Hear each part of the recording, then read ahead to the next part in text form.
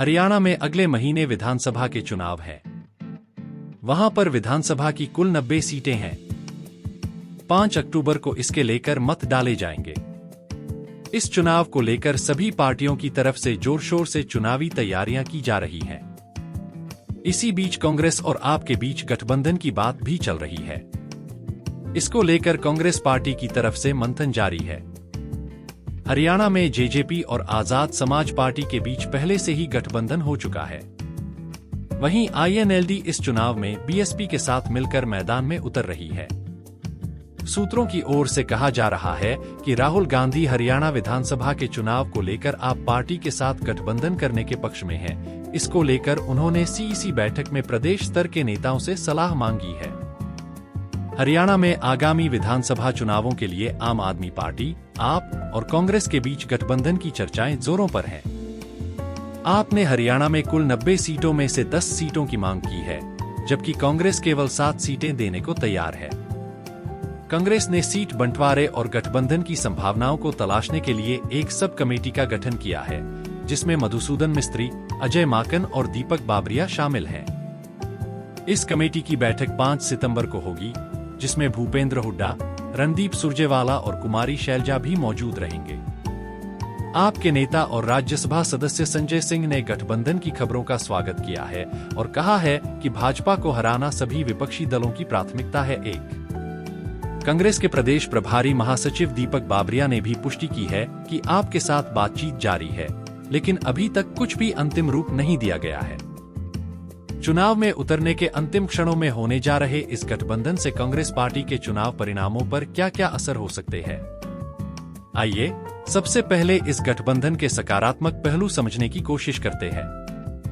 भाजपा को चुनौती। गठबंधन से भाजपा के खिलाफ एक मजबूत विपक्ष खड़ा हो सकता है, जिससे चुनाव में भाजपा को हराना आसान हो सकता है। वोटों का बंटवारा रोकना। गठबंधन से वोटों का बंटवारा कम होगा, जिससे विपक्षी वोट एकजुट हो सकते हैं। साझा मुद्दों पर काम। दोनों पार्टियां मिलकर राज्य के विकास और जनता के मुद्दों पर काम कर सकती हैं। आइए अब इस गठबंधन के नकारात्मक पहलुओं पर नजर डालते हैं। विचारधारा में अंतर। आप और कांग्रेस की विचारधाराएं और नीतियां अलग अलग हैं, जिससे गठबंधन में तालमेल बैठाना मुश्किल हो सकता है। आप पार्टी दिल्ली में कांग्रेस पार्टी की सबसे बड़ी विरोधी पार्टी है और दिल्ली के प्रदेश अध्यक्ष देवेंद्र यादव के नेतृत्व में आम आदमी पार्टी की सरकार पर काफी हमलावर भी है। साथ ही हरियाणा और दिल्ली की राजनीति आपस में काफी उलझी हुई भी है, क्योंकि दिल्ली के मुख्यमंत्री केजरीवाल भी हरियाणा के सिवानी क्षेत्र से ही आते हैं।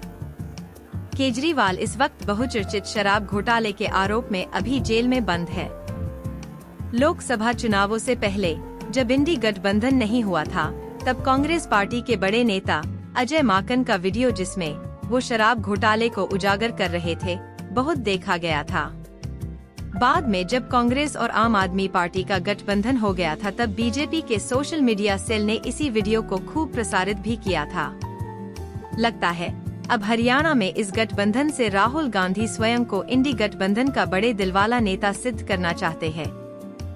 इस गठबंधन से सीटों के बंटवारे को लेकर विवाद हो सकता है, जिससे गठबंधन में दरार आ सकती है। हरियाणा प्रदेश की 90 विधानसभा सीटों के लिए कांग्रेस के 2556 उम्मीदवारों ने आवेदन किया है। अब यदि आलाकमान जिन सीटों को आप पार्टी के साथ बांटेगी, उन सीटों पर कांग्रेस उम्मीदवार क्या करेंगे, ये बड़ा सवाल है। जबकि हुड्डा, शैलजा और सुरजेवाल पहले ही अपने अपने समर्थकों को टिकट दिलाने के लिए आपस में लड़ रहे हैं। इस फैसले से स्थानीय नेतृत्व की असहमति भी जाहिर हुई है। कुछ स्थानीय नेता गठबंधन के खिलाफ है, जिससे पार्टी के भीतर बढ़ता असंतोष स्पष्ट देखा जा सकता है। इन नेताओं की माने तो कांग्रेस को अकेले चुनाव लड़ना चाहिए। उनके अनुसार प्रदेश में कांग्रेस की जबरदस्त लहर चल रही है और पार्टी 60 से अधिक सीटें जीतकर सरकार बनाने जा रही है। उधर बीजेपी भी अपने नए मुख्यमंत्री नायब सिंह सैनी और नए प्रदेश अध्यक्ष मोहनलाल बड़ौली के नेतृत्व में तीसरी बार सरकार बनाने का दावा कर रही है। विगत लोकसभा चुनाव में भले ही बीजेपी 5 सीटें इंडी गठबंधन को हार गई, परंतु उनका वोट प्रतिशत अभी भी ज्यादा ही रहा। बीजेपी ने इस चुनाव में 46% से अधिक वोट प्राप्त किए, जबकि कांग्रेस और साथी दलों को केवल 42% के करीब ही वोट मिले। हालांकि बीजेपी के कुछ नेताओं का यह भी मानना है कि चुनाव टक्कर का ही रहेगा। जरा मोहनलाल बड़ोली जी को सुनते हैं।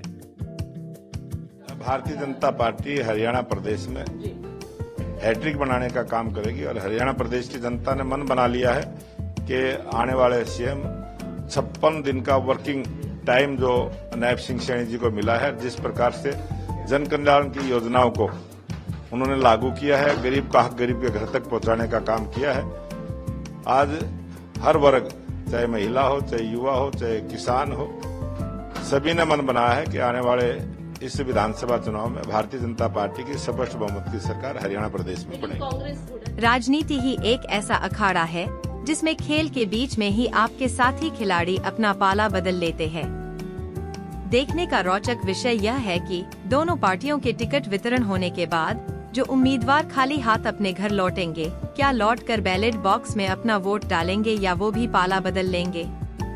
अभी तक हरियाणा प्रदेश से मिली जुली खबरें ही आ रही है। एक सर्वेक्षण के अनुसार बीजेपी की 22 से 25 सीटों पर वापसी सुनिश्चित है और बाकी की सीटों पर उम्मीदवार के चयन पर परिणाम आएंगे।